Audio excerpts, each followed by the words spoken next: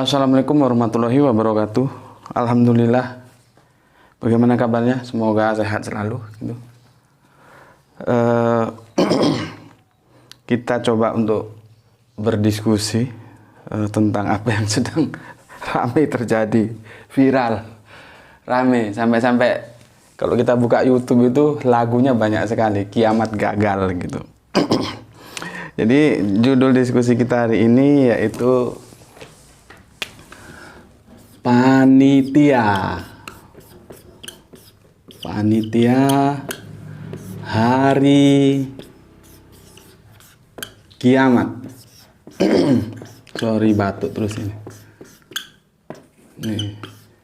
Panitia hari kiamat. Panitia hari kiamat.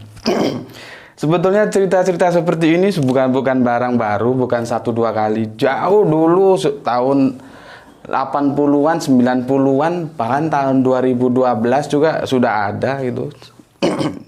Cuman namanya manusia ya gitulah, nggak pernah belajar dari apa yang pernah terjadi.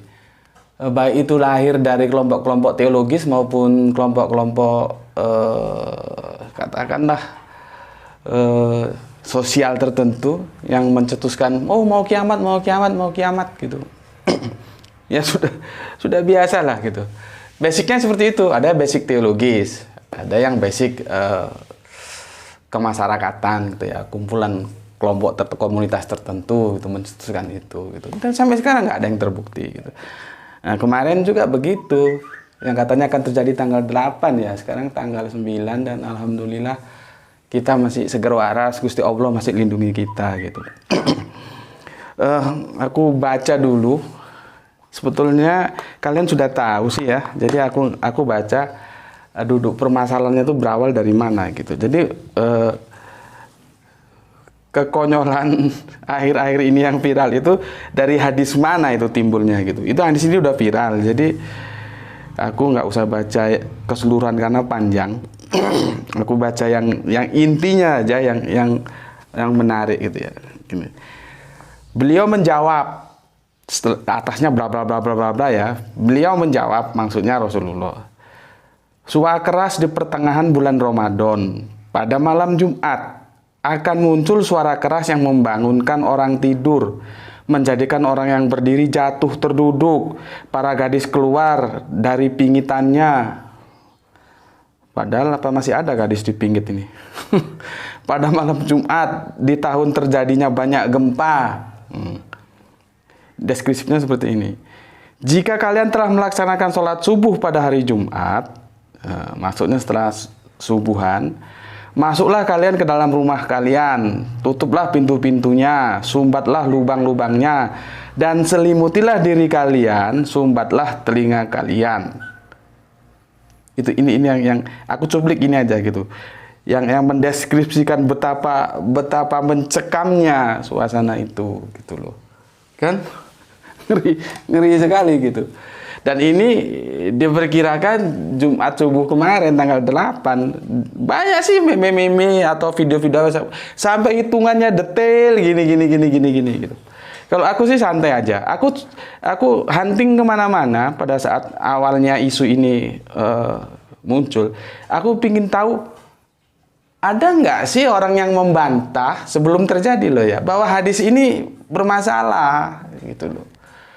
Maka sejauh yang aku hunting loh ya. Kalau aku nggak tahu ya nggak tahu gitu. Aku tidak mendapatkan, aku tidak menemukan bahwa ada siapapun lah dia, apa dia ulama, apa dia orang biasa seperti aku, apa dia saintis atau apalah yang membantah hadis ini palsu itu ndak ada gitu. Baru akhirnya setelah subuh kita alhamdulillah Gusti Allah masih memberikan seger waras sama kita, muncullah baik itu meme, video-video pendek, sekedar tulisan yang mengatakan bahwa hadis ini palsu gitu. Oke, itu pembukaannya. Terus aku akan bacakan lagi setelah aku iseng-iseng hunting sana sini, cari lihat-lihat berita gitu ya sambil rebahan. karena kemarin satu harian sibuk lelah gitu ya. Aku menemukan tulisan tuh seperti ini, menarik tulisannya. Ini sepertinya ya, tapi memang orang Kristen ini. Jadi ini teman Kristen kita yang menulis gitu loh. Begini, tulisannya itu patut untuk kita diskusikan. Sebuah pertanyaan, Isa Al-Masih atau Muhammad, gitu ya. Siapa yang tahu mengenai akhir zaman? Gitu. Jadi ini bicara tentang eskatologi. Eskatologi itu informasi tentang suasana akhir zaman, gitu loh. Kalau di kajian Alkitab tuh biasanya disebut eskatologi, gitu loh. Makanya teman-teman, kalau ada hadis eskatologi, kalian tuh harus hati-hati. Jangan membabi buta, sudah membabi buta pula, disantap aja ternyata hadisnya seperti kemarin. Hati-hati gitu loh. Oke ya. Pertanyaannya begini, judul tapi pertanyaan. Isa Al-Masih atau Muhammad, siapa yang tahu mengenai akhir zaman gitu. Aku sudah menduga ya, kemana teman Kristen kita ini lari-lari, ujung-ujungnya akan lari kemana dia menukil argumentasinya gitu loh.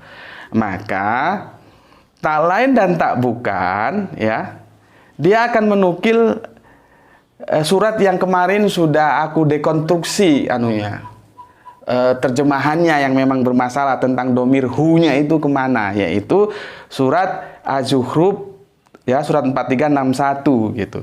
Aku sudah menduga paling dia lari ke sana, ternyata benar gitu. Jadi judul kecilnya begini, Kejujuran Muhammad akan akhir zaman. Nah, begitu dia tulis. Baru dia ngutip pembukaannya ini, pembukaan surat Az-Zukhruf 4361. Dan sesungguhnya Isa itu benar-benar memberikan pengetahuan tentang hari kiamat. Nah, ini berarti ayat ini tidak salah lagi kalau kita bilang terjemahannya loh ya, garis bawahi, terjemahannya ini salah yang diterjemahkan Depak ini, dan sudah banyak memakan korban. Yang kemarin yang aku bilang, orang murtad gara-gara Pak Pendeta dikasih, kamu harus ikuti Al-Quran. Iya, apa kata Al-Quran? Dikasih surat ini. Maka karena domir hu-nya itu ke Yesus, ikutilah aku, inilah jalan yang lurus, ya dia ikut Yesus kembali Kristen. Gitu loh. Jadi aduh gimana. Sekarang digunakan lagi untuk membuktikan bahwa Kanjeng Nabi Isa itu lebih unggul di atas Kanjeng Nabi Muhammad. Karena apa? Berdasarkan terjemahan yang kacau balau ini gitu ya. Kalau teman-teman yang belum sempat lihat di videoku dekonstruksi terjemahan Az-Zukhruf 61, ada, cari di situ ada ya. Tentang domirhu itu ya. Oke, aku lanjutkan dengan modal maaf. Nggak bisa minum di bulan puasa. Dengan modal ayat ini, ya, dia mengatakan bahwa Kanjeng Nabi Isa atau yang mereka sebut Yesus itu lebih unggul di atas Kanjeng Nabi Muhammad, gitu. Dengan membuka kata-kata seperti yang aku bilang tadi, kejujuran Muhammad akan akhir zaman, gitu loh. Jadi sekarang begini, kalau misalkan Yesus itu tahu tentang hari kiamat, pertanyaannya siapa Yesus itu? Kan tinggal menggiring saja. Asumsinya tinggal dibangun bahwa Yesus itu Allah. Kan begitu. Karena tidak ada yang tahu tentang hari kiamat kecuali Allah. Ini Yesus tahu, berarti dia Allah. Dinyatakan dalam surat Az-Zukhruf 4361 gitu. Jadi apakah saudara kita Kristen ini salah pada konteks ini? Aku katakan tidak sepenuhnya dia salah. Tapi dia korban dari terjemahan Az-Zukhruf yang salah. Itu loh. Terjemahan salah itu dijadikan dia argumentasi untuk membangun opininya. Salahnya di situ. Ini nggak sepenuhnya. Yang menerjemahkan juga ini harus bertanggung jawab buat orang salah gitu. Nah, untuk teman-temanku yang Kristen, aku kasih di sini penjelasan lebih lanjut ya. Apa yang kamu katakan itu salah ya. Jadi Nanti kamu lihatlah di videoku yang aku bilang tentang dekonstruksi terjemahan Azu Group ya, itu. Dan sesungguhnya itu domirnya itu bukan Isa tapi Al-Quran. Tapi kan kau nggak tahu apa itu domir, aku sulit untuk menjelaskannya. Ikuti aja di videonya itu ya. Oke, sekarang begini. Ini untuk teman Kristen dulu ya. Video ini kan terbuka, siapa aja bos lelut kan, karena tujuan video ini adalah mengajak diskusi bersama, berpikir gitu ya. Tentunya dengan hormat, dengan saling menghormati. Kalau kita ketemu, monggo, nggak ketemu, nggak ada masalah gitu ya. Ini untuk teman-temanku yang Kristen. Benarkah Yesus itu Allah? Gitu loh. Mungkin terlalu jauh kalau ke situ kan. Kita diskusinya nanti perlu timing, perlu waktu, perlu suasana tersendiri gitu loh. Jadi aku singkat aja. Benarkah Yesus itu mengetahui hari kiamat? Tuh. Yang kalau di dalam bahasa-bahasa terjemahan Perjanjian Baru itu sering disebut hari Tuhan gitu. Benar nggak? Benar nggak Yesus itu tahu tentang kapan saat kiamat itu? Dia tahu tentang hari kiamat. Benar nggak sih? Gitu. Kalau berdasarkan Azu Group tadi kan Anda katakan benar, maka Yesus itu lebih tinggi levelnya dibanding Kanjeng Nabi Muhammad gitu. Kalau presupposisi Islam itu sudah jelas, semua nabi itu kita hormati gitu loh. Itu sudah jelas bahwa semua nabi itu ada pilihan-pilihan orang mulia. Jadi kalian jangan kaget bagaimana Kanjeng Nabi Isa atau yang kalian sempat sebut Yesus itu bagi umat Islam itu juga suatu tokoh yang harus dihormati, dan Al-Qur'an memuliakan beliau gitu loh. Itu tolong kalian pikir juga gitu.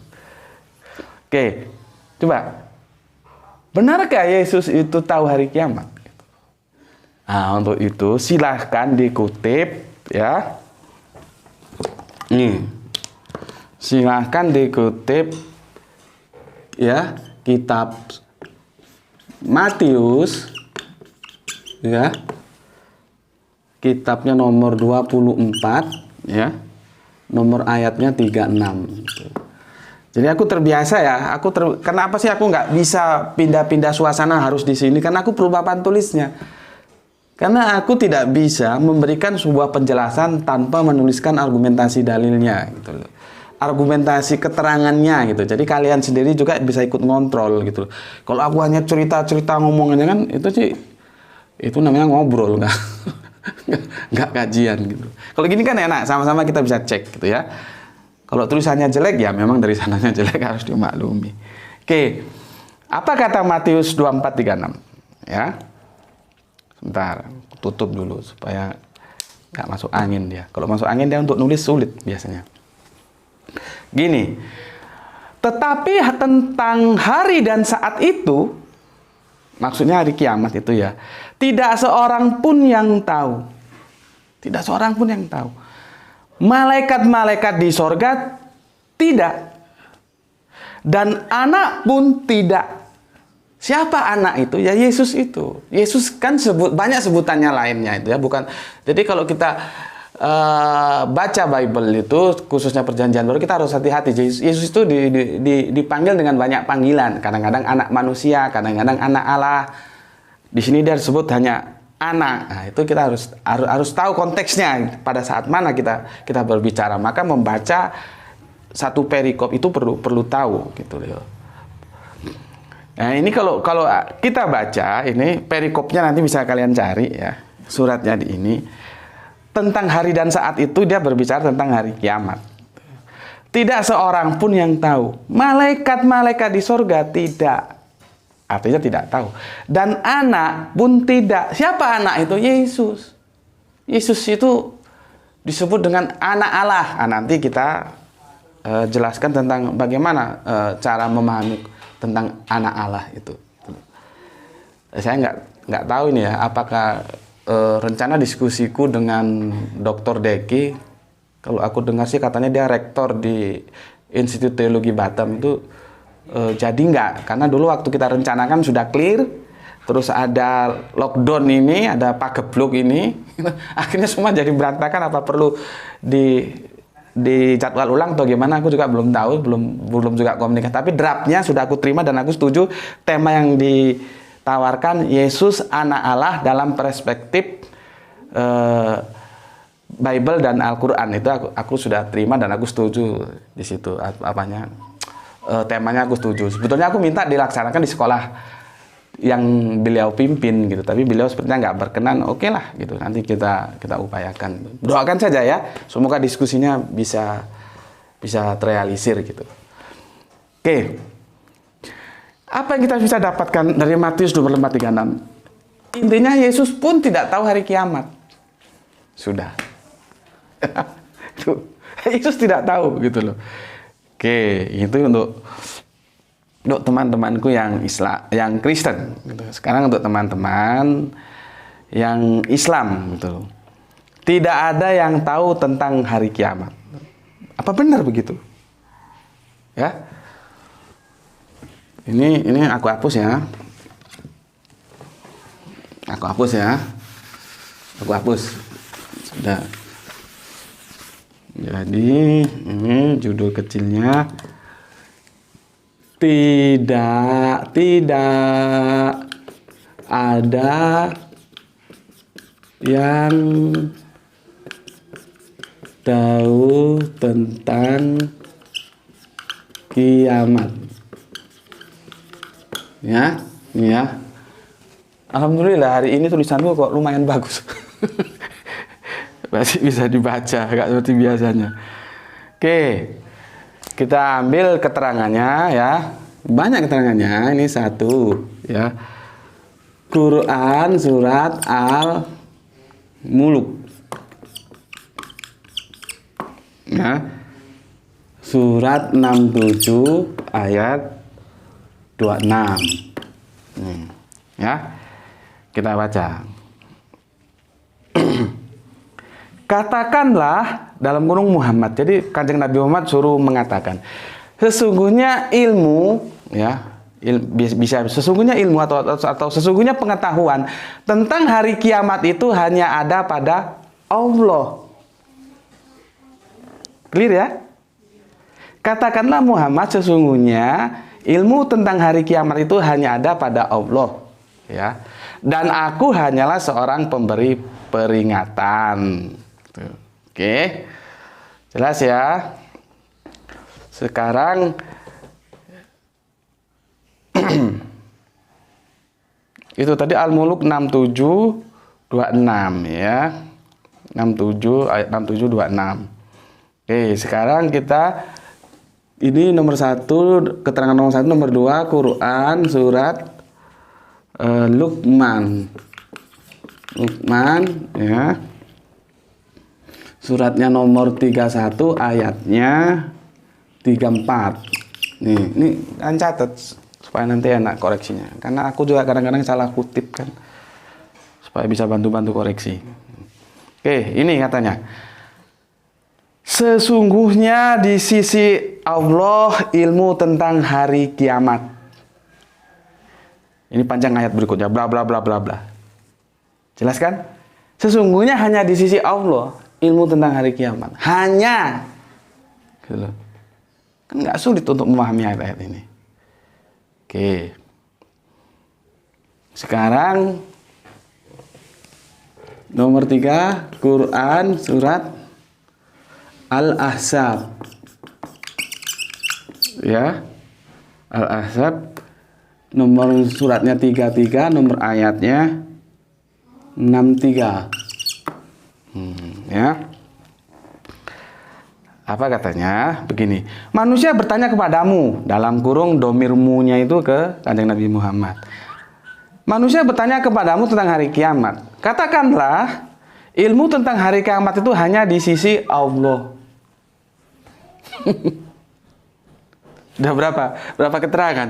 Nanti banyak ini, boleh dicari lagi iseng-iseng ya, daripada nganggur-nganggur atau daripada apa gitu, sekali-kali iseng-iseng gitu loh ya. Dipikirkan ini gitu. Atau cobalah kalian jadi tiap hari itu ngaji Al-Qur'an gitu ya. Nggak harus banyak, satu lembar, tapi berikut artinya, terjemahannya, terus nanti kalian akan bisa paham Dan itu akan menjadi sebuah kenikmatan kalau sudah rutinitas itu. Nggak usah banyak-banyak, satu halaman selesai. Pilih waktu, habis maghrib atau habis subuh gitu. Kalau aku milih habis subuh gitu ya. Nah, nanti ini sementara 3 ini ya, 3 keterangan. Mungkin silakan cari, mungkin ada keterangan lain. Aku belum sampai cek sana. Tapi 3 keterangan ini sudah cukup, bahwa intinya tidak ada yang tahu tentang kiamat kecuali Allah.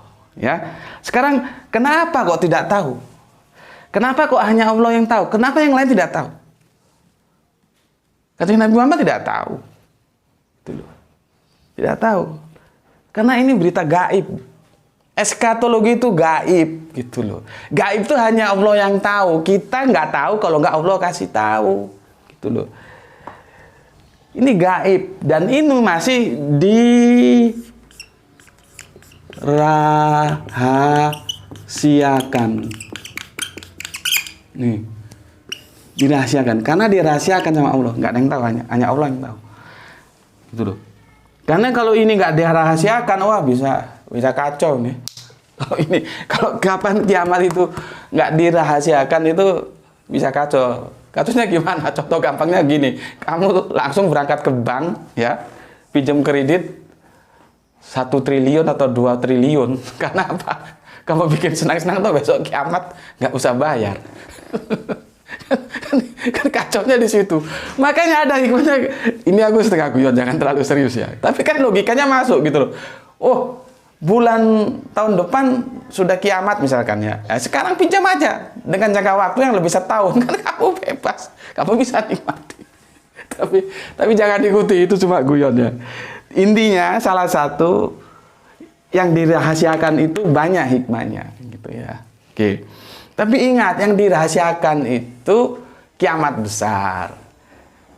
Datangnya kapan? Wallahu a'lam. Tetapi ingat, ada kiamat kecil yang kita pun tidak tahu datangnya kapan. Wallahu a'lam. Gitu kan? Tetapi secara hitung-hitungan experience, pengalaman bahwa kiamat kecil itu lebih cepat datangnya dari kiamat besar. Nah, ini jadi masalah. Sebetulnya kita nggak usah rame masalah kiamat, tetapi sebuah pertanyaan ke diri sendiri masing-masing. Kita sudah punya bekal belum untuk menyongsong hari kiamat itu? Jadi kan hari kiamat itu hari keindahan gitu loh. Caranya gimana? Bisa nggak hari kiamat dijadikan hari keindahan? Kenapa tidak bisa? Gitu loh. Bisa. Caranya apa? Kamu harus beriman dan beramal soleh. Kalau kamu beriman dan beramal soleh, tidak ada ngerinya kiamat itu, nggak ada. Gitu loh. Nggak ngeri. Gitu loh. Tapi kalau kamu biang kerok, kamu sering menyakiti sesama manusia, sering mengambil hak orang, korupsi, duit rakyat sana sini, ya kamu takut. Jangan kiamat, nanti menghadap siksa kubur aja kamu dibikin mampus gitu loh. Ya, gitu. Jadi yang penting itu sebetulnya bagaimana kita mempersiapkan diri, mencari bekal untuk menyongsong hari yang indah itu. Jadi katakan kiamat itu hari yang indah gitu loh. Caranya bagaimana supaya kita bisa ngomong kiamat itu hari yang indah? Ya dengan tadi itu. Mulai sekarang beriman dan beramal soleh. Beramal soleh saja nggak cukup tanpa iman. Beriman saja tidak cukup tanpa beramal soleh. Jadi 2 keping mata uang, beriman dan beramal soleh. Mata uang kalau hanya separuh aja gambarnya dia nggak laku. Dia harus sini ada gambarnya, sini ada gambarnya baru laku gitu. Ya, oke. Jadi intinya dirahasiakan. Keterangannya di mana? Maksudku supaya jangan terlalu serius lah, gitu ya. Santai aja kita bahas ini ya. Dirahasiakan itu keterangannya di mana? Di Quran surat Toha, ya. Surat nomor berapa? 20 ayatnya 15. Kalian pernah berpikir Toha cuma 2 huruf? Toha apa artinya itu? Pernah kalian berpikir begitu dan pernah ngaji kalian itu kena? Apa sih artinya alif lam mim? Itu masih mending 3 huruf ya. Alif lam mim. Ini 2 huruf. Toha. Nanti ada lagi 1 huruf nun. Kalian pernah berpikir begitu? Pernah nggak? Pernah berpikir kenapa begitu ya? Ada guru Anda yang bisa menjelaskan? Kalian ngaji di mana ngaji Al-Qur'an gitu loh. Kalau Anda pernah berpikir itu lalu gimana solusinya? Ini kan surat cinta, masa kita disuruh baca surat cinta yang kita tidak tahu bacaannya? Maksudnya apa Toha ini? Kok cuman huruf? Gitu. Kalau Anda tahu ini, Anda tidak terkejut ketika dalam Bible, ya, dalam Bible, kapan-kapan kita bisa bahas terjemahan, kemudian digampangkan supaya bisa dibaca. Itu ada tetragrammaton yang itu nama Allah, yaitu YHWH. Sama, fenomena itu sama. Karena Bible, ya, Torah dan Injil dan Al-Quran itu berdasarkan dari satu sumber yang sama gitu. Di sana juga ada misteri. Bagaimana bacanya YHWH itu? Kan itu mati semua. Nah, orang berkreasi, di tengahnya dikasih huruf hidup supaya bisa baca Yehova. Itu kan usaha manusia untuk bisa membaca. Sebetulnya aslinya itu YHWH, nggak bisa dibaca. Sama ini Toha, apa dia Toha gitu. Tapi oke lah gitu. Oke. Sorry. Aku memang ngajak kamu itu untuk hari ini jangan terlalu serius gitu. Tapi ngajinya sungguh-sungguh gitu. Ya, aku baca ayatnya ya. Sungguh hari kiamat itu akan datang. Aku merahasiakan. Jelas kan? Dalam kurung waktunya dirahasiakan. Agar setiap orang dibalas sesuai dengan apa yang telah diusahakan. Nah, lihat kan? Orang itu dibalas sesuai dengan apa yang diusahakan. Kalau perjanjian baru mengatakan bahwa pohon itu dilihat dari buahnya. Gitu. Terus orang akan dibalas sesuai dengan apa yang telah diusahakan. Usahamu apa? Iman dan amal solehmu itu aktualisasinya bagaimana? Gitu loh. Secara vertikal kamu taat kepada Allah, secara horizontal kamu berbuat baik nggak kepada sesama? Apapun agamanya, itu orang Islam itu diperintahkan untuk berbuat. Nggak usah lihat-lihat agamanya. Jadi kalau ada orang ketuburuan atau jatuh di jalan atau kecelakaan, tuh kamu tolong saja. Nggak usah kamu lihat dulu KTP-nya apa ini gitu. Nggak usah, Islam tuh nggak begitu. Kalau kamu lihat KTP-nya, oh ternyata orang Kristen, terus nggak kamu tolong, itu geblek namanya gitu. Jadi apapun agamanya, tutup mata. Kalau ada orang perlu pertolongan, tolong, nggak perlu lihat KTP-nya. Kalau kamu belum nolong-nolong, mau lihat KTP-nya, orangnya selak mampus. Ya, itu. Jadi kembali ke sini, fokus lagi. Allah itu merahasiakan gitu loh. Makanya tidak ada yang tahu tentang hari kiamat. Karena apa? Dirahasiakan. Terangannya mana? Di surat Toha gitu loh. Semua kajianku berbasic Al-Qur'an. Dan ini bebas, bisa diakses siapapun. Kalau Anda perlu mengkritisi, silahkan gitu loh. Apakah menyimpang dari Al-Quran atau tidak? Ini semua tertulis. Gitu. Aku bertanggung jawabkan. Gitu. Pertanyaannya kalau ini memang Qur'ani, apa posisi Anda gitu loh? Posisimu itu apa terhadap kajian ini? Gitu. Oke ya, di situ. Terus begini, aku kembali tentang hadis yang tadi gitu. Akhirnya kan begini. Coba aku lihat dulu gambarnya. Aku pakai kacamata. Ya, setelah terjadian itu terjadi. Tuh begini, akhirnya keluar meme seperti ini, ya, meme seperti ini keluar, ya, nampak ya memenya ya. Oke, aku baca. Huru hara Jumat 15 Ramadan, hadisnya palsu. Tapi ini keluar setelah tanggal 8, gitu loh. Ya, dia kutip begini, dia kutip di sini. Kita tidak perlu a priori terhadap seseorang karena kebenaran itu kita ambil dari mana saja, boleh. Kalau kita sudah a priori terhadap orangnya, bagaimana kamu dapat pencerahan, dapat ilmu gitu loh. Jadi lihat yang diomongkan apa gitu. Masalah yang ngomong siapa itu kan, selama yang diomongkan benar nggak masalah gitu loh. Karena aku ini di sini mengutip nama-nama tokoh yang belum tentu kalian welcome, maka aku perintahkan pada saat ini kalian harus welcome. Soal nanti kamu terima atau enggak kan itu urusan belakang, tapi jangan ujuk-ujuk. Apa ujuk-ujuk itu? Orang Jawa bilang ujuk-ujuk itu tiba-tiba terus sudah a priori gitu loh. Jangan. Nih ya. Syekh Abdullah Aziz bin Bas rahimahullah menyatakan hadis ini tidak sahih. Hadis ini adalah hadis yang batil dan berisi kedustaan. Padahal bertahun-tahun kita sudah melewati malam Jumat pada pertengahan Ramadan, namun kejadian itu tidak ada. Segala puji bagi Allah. Kaum muslimin yang mengetahui hal ini tidak boleh melariskan, nggak tahu, melariskan ini seperti pakai bahasa Melayu. Kok di sini ya? maksudnya mempopulerkan atau men-share gitulah ya, memasyarakatkan gitu. Dia pakai kata melariskan hadis batil semacam itu. Bahkan wajib mengingatkan kebatilan hadis tersebut. Tuh, nih ya. Oke, ini lagi. Nih. Ya, tidak semua pendakwah layak diambil ilmunya. Ya, hati-hati. Viral kedustaan hadis palsu huru-hara Jumat 15 Ramadan, ya. Padahal apa sanksinya kalau kita buat hadis palsu ini? Dari Al-Mughirah, ia mendengar Rasulullah Shallallahu Alaihi Wasallam bersabda, sesungguhnya berdusta atas namaku tidaklah sama dengan berdusta pada selainku. Ini peringatan ini keras loh. Apa kata Kanjeng Nabi? Barang siapa yang berdusta atas namaku secara sengaja, maka hendaklah dia menempati tempat duduknya di neraka. Astagfirullahaladzim. Keras peringatannya. Gitu. Berikutnya itu dari Imam Bukhari. Ini dari Tabrani begini.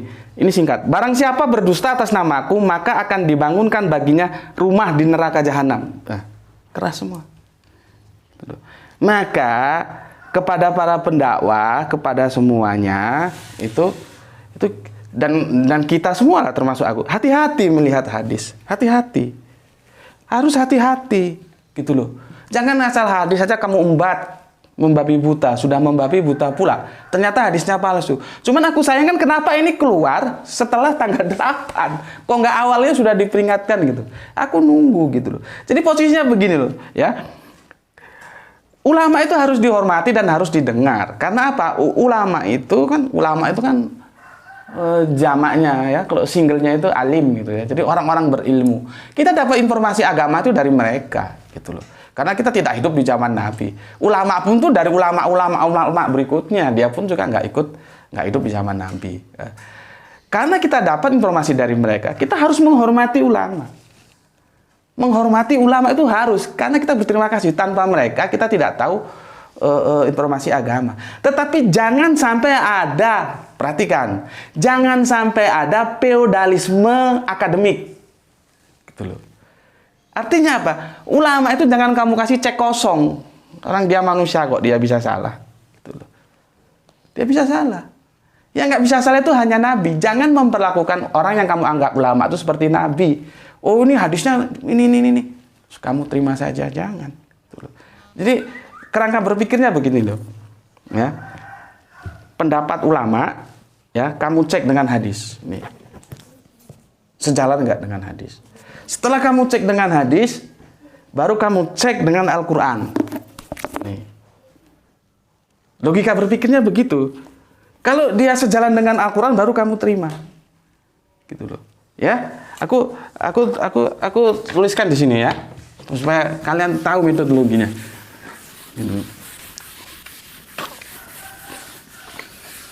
Jadi gini, kalau sekarang itu kan sekarang kan lagi viral istilah akal sehat ya, akal sehat itu kan baru sekarang ini, baru presiden sekarang ini.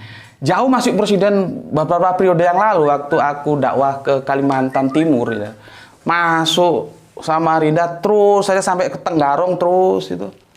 Aku sudah ya di sana dakwahnya kita keliling ke masjid, ke lembaga-lembaga pendidikan juga. Aku sudah lama mengatakan bahwa mengusung sebuah jargon Islam rasionalis gitu loh. Islam rasionalis gitu loh. Kalau sekarang kan akal sehat itu. Aku jauh dari dulu. Cuma kan dulu belum ada video, belum ada YouTube seperti sekarang. Islam rasionalis. Artinya apa? Membangun keberagamaan, tentunya apapun dia nanti juga begitu Islam. Keberagamaan itu harus dibangun atas dasar rasionalitas. Gitu loh. Jadi kita tidak akan menjadi korban feodalisme akademik gitu loh. Kita punya otak kok, punya akal kok. Gitu loh. Ya. Jadi posisi ulama itu di mana? Itu di sini. Dia paling bawah posisi ulama. Ulama, seperti aku sudah contohkan. Baru berikutnya apa? Ini hadis. Baru berikutnya apa? Al-Quran. Ini referensi tertinggi akademik ini Al-Quran, ini referensi tertinggi akademik. Kenapa? Dia absolut. Mana aku tulis? Sini ya. Absolut. Di sini relatifnya sangat tinggi. Di sini pun masih ada relatif. Hadis yang aku terima belum tentu diterima orang lain. Begitu juga hadis yang diterima orang lain belum tentu aku terima. Relatif. Di sini relatifnya sangat tinggi, di sini relatifnya tinggi, di sini dia tidak relatif. Karena Al-Quran itu absolut, gitu loh. Maka gunakanlah referensi tertinggi, yaitu Al-Quran untuk mengecek sebuah berita. Itu loh maksudku. Paham? Nah, tentang berita-berita kemarin, sebetulnya kalau kita lihat hadisnya itu tidak ada kata meteor, tidak ada kata hari kiamat gitu. Tapi kenapa kok akhirnya ngetop sampai lagu kiamat gagal itu ada? Ada berapa? Aku yang seneng yang versi Madura itu oleh Ustadz Abrol, gak salah ya. Itu bagus. Lagu kiamat, bayangkan. Kiamat gagal. Kan akhirnya jadi lucu-lucuan. Karena hadis palsu ini yang kalian terima. Kalian percaya. Ada kiamat kok gagal gitu. Ya, kan jadi lucu-lucuan gitu loh. Makanya lain kali itu hati-hati gitu ya. Sebetulnya tidak ada kata-kata kiamat di situ, dan tidak ada kata-kata meteor. Itu pengembangan dari nalar manusia, karena begini, suara benturan dan itu dahsyat sekali dideskripsikan di hadisnya, maka orang mengembangkan lagi, oh itu benturannya meteor gitu loh.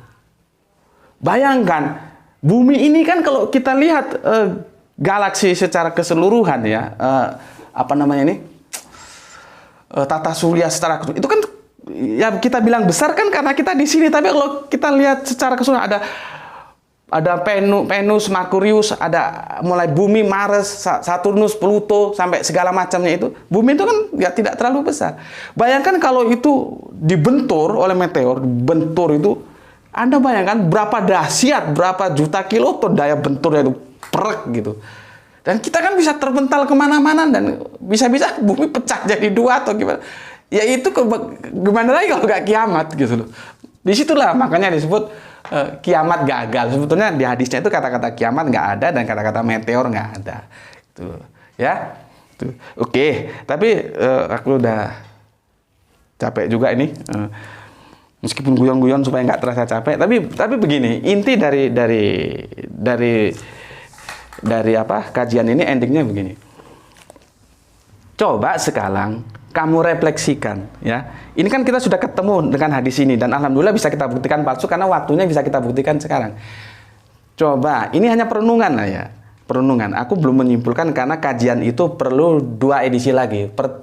Kita sudah 6 seri, seharusnya berhenti di 7 seri, ternyata nggak bisa, harus ke 8 seri. Karena aku harus menjelaskan surat Al-Ahzab dan surat Al-Maidah secara tersendiri, baru kita tutup dengan penjelasan hadis. Tentang, ini juga hadis eskatologi, makanya hati-hati bahwa Kanjeng Nabi Isa jelang kiamat itu akan turun lagi, gitu loh. Tapi kan itu sulit kita buktikan, karena waktunya masih nanti kiamat, gitu loh. Kan sulit. Kamu belum tentu ketemu dengan hari itu. Kalau ini sudah kita buktikan. Nah, sekarang buka open mind kamu, open mind, nggak usah terlalu fanatis lah dengan pendapat tertentu. Open mind saja ya, open mind gitu ya. Terus kamu pikirkan, seandainya ternyata hadis tentang Kanjeng Nabi Muhammad akan turun lagi di hari kiamat ya, itu tidak lebih jauh beda atau 11-12 tentang hadis yang tadi aku nukil bahwa akan terjadi benturan ya di Ramadan di pertengahan itu ya, yang itu dahsyat dan ternyata tidak terbukti. Artinya ketika hadis itu ternyata palsu lalu bagaimana? Oke?